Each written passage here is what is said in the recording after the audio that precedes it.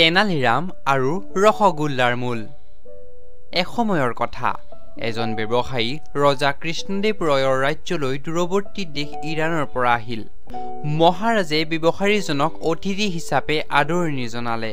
তেওঁ অতিথিৰ বাবে বিভিন্ন ধৰণৰ ব্যঞ্জন আৰু সুস্বাদু খাদ্য বনোৱাৰ আদেশ দিলে। লগতে আন বহুতো সুবিধাও আগবঢ়ালে। এদিন মহাৰাজৰ ৰান্ধনীয়ে ব্যৱসায়ী অতিথিৰ বাবে ৰসগোল্লা বনাইছিল। যেতিয়া ব্যৱসায়ীয়ে ৰসগোল্লা খালে, তেওঁ ইয়াক বহুত ভাল পালে। তেওঁ ৰাজপ্ৰসাদৰ লোকসকলক ৰসগোল্লাৰ শিপাৰ বিষয়ে সুধিলে। ৰান্ধনীকে ধৰি প্ৰসাদৰ বহু লোকেই এই কথা শুনি আচৰিত হ'ল। মহাৰাজক ব্যৱসায়ীৰ প্ৰশ্নৰ বিষয়ে অৱগত কৰা হ'ল।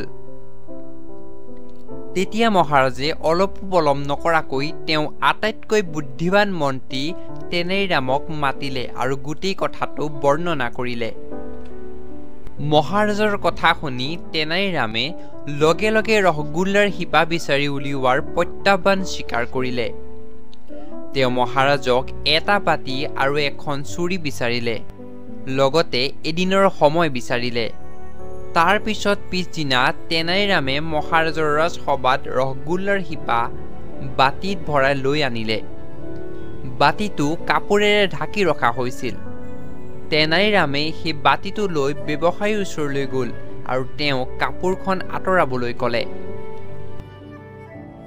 ব্যৱসায়ীয়ে বাতিৰ কাপোৰখন আঁতৰাৰ লগে লগে তাত বহি থকা সকলোৰে আচৰিত হ'ল। সেই বাতিটোত কুঁহিয়াৰ বহুতো টুকুৰা আছিল। মহাৰাজৰ সৈতে বাকীসকলেও আচৰিত হ'ল আৰু তেনালীৰামক সুধিলে, এইটো কি? জ্ঞানী আৰু চতুৰ তেনালীৰামে নিজৰ উত্তৰত সকলোকে বুজালে যে যিকোনো মিঠাই চেনিৰ দ্বাৰা তৈয়াৰ কৰা হয় আৰু চেনি কুঁহিয়াৰ ৰসৰ পৰা তৈয়াৰ কৰা হয়। সেয়েহে ৰসগোল্লাৰ মূল হৈছে কুঁহিয়াৰ। তেনালীৰামৰ কথাত সকলোৱে হাঁহিলে আৰু তেনালীৰামৰ সৈতে একমতো হ'ল। ভাইটি ভণ্টিসকল, তোমালোকে কাহিনীৰ পৰা কি শিকিলা?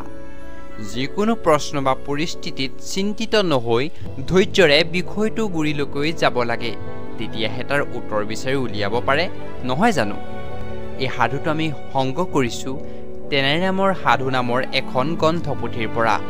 তোমালোকে নিশ্চয় সাধুটো ভাল পালা। আমি লগ পাম আৰু এটা নতুন ধুনীয়া সাধুৰেৰে। তেতিয়ালৈকে আমি আহিছোঁ দেই।